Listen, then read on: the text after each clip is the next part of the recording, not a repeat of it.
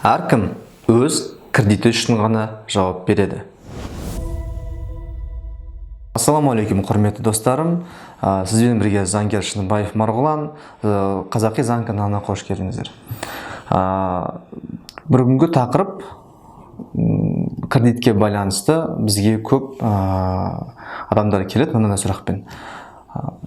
Коллектор звондайды, айтады: мені сіздің туысқандарыңыз, сіздің осындай әпкеңіз бізге қарыз, 1.200.000 қарыз, 1.300.000 қарыз. Ол қайда жүр, неге келмейді, қандай мүлкі бар, ол деген алаяқ, соны тауып беріңіз деп қоқаң-лоққы көрсетеді.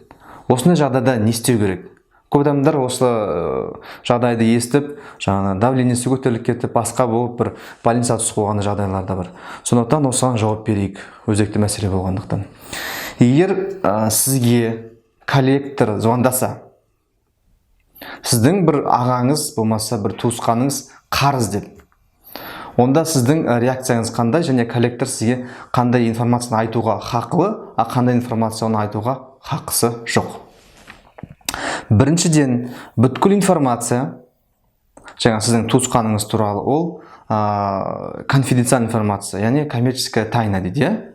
Оны сізге коллектор, сізге звондап, сіздің ағаңыздың, болмаса тәтеңіздің 1.200.000, 1.500.000 қарызы бар, осыны осы уақытқа шейін төлеген жоқ деп сізге айтуға хақысы жоқ. Яғни сіздің ағаңыз туралы, көкеңіз туралы информацияны айтуға хақысы жоқ сізге.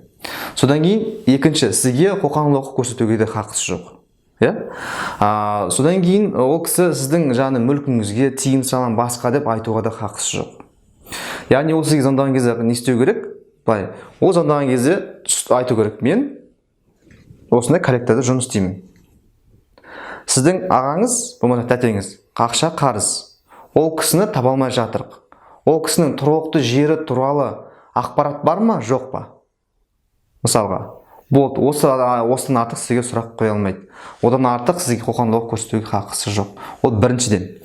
Екіншіден, ол звондап сізге және сіздің туысқаныңыздың ар-ұжданына тиісіп, бопсалауға хақысы жоқ. Мысалға, бізде былай болады, көбінесе звондайды, телефонға хабар салады, хабар салғаннан кейін айтады: біз коллекторымыз осындай, сіздің ағаңыз қайда? Осындай қарыз екен, алаяқ екен, ол деген осындай қылмыстық кодекстің осындай бабымен жауап береді. Ол кісіні біз іздеуге салғанбыз деп өтірік жалған ақпарат айтады. Сөйтіп, сіз шынымен де сондай болып жатыр екен деп бүткіл ақпаратты айтып қоюыңыз мүмкін тума-туысқандарыңыз туралы. Сондықтан ол сізді одан қоса сізге информацияны айтпасаңыз, сіздің де ар-ұжданыңызға тиісіп, сізді бопсалап, боқтап, сізді де жауапқа тартамыз, сізді де қылмыстық Қазақстан Республикасы қылмыстық кодексінің бір бабы бойынша жауапқа тартамыз деп қоқаң-лоққы көрсетуі мүмкін. Олайынан коллектордың сөйлесуге хақысы жоқ. Бірден түсініп алыңыздар.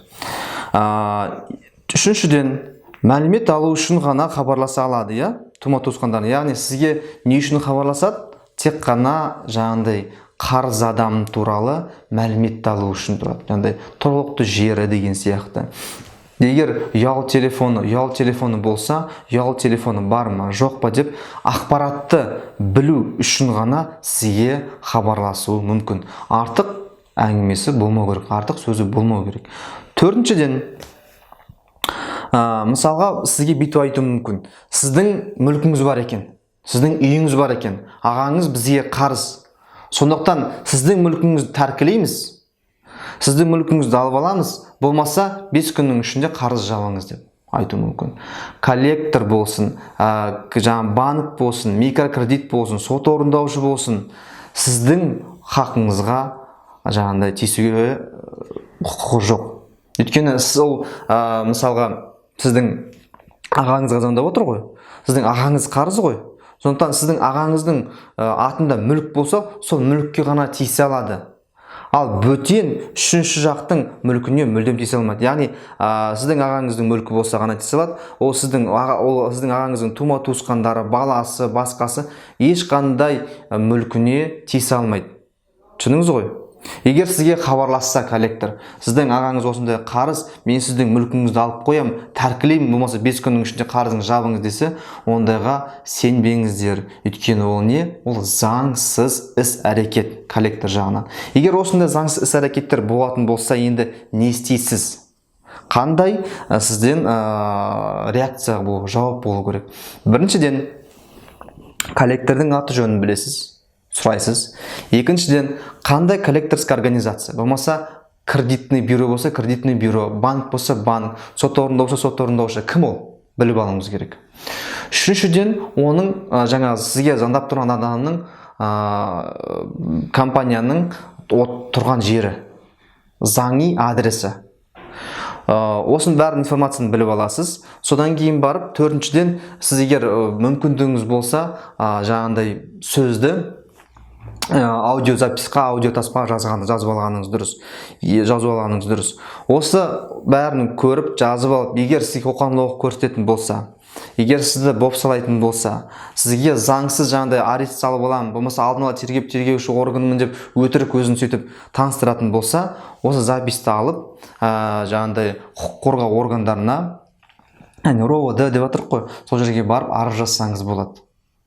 Сізді қорқытты, бопсалады, және аружданыңызға тиісті деп сөйтіп арыз жазсаңыз болады. Осылайынан өз құқығыңызды қорғасаңыз болады. Жалпы айтайын дегенім, қорытынды айтайын дегенім, әркім өз құқығын білу керек. Ал өз құқығын білу үшін, яғни заңды да білу керек. Незнание закона не отвечает от ответственности деген сияқты, сіз заңды білмесеңіз де, бәрі сізді жауапқа тартуы мүмкін. Сондықтан өз құқығыңызды біліп, елден қорықпай біліп жүру үшін осындай Қазақи заң каналын, болмаса басқа да заң каналының юристтердің, заңгерлердің айтқанын тыңдап жүрсеңіздер, өз құқықтарыңызды қорғай аласыздар. Сондықтан сізден сұрайтынмын, осы Қазақи заң каналының дамуына ат салысып көмектесуіңізді. Және астында подписка жазып, лайкты басып, комментарий қалдыруларыңызды сұраймын. Көріскенше күн жақсы.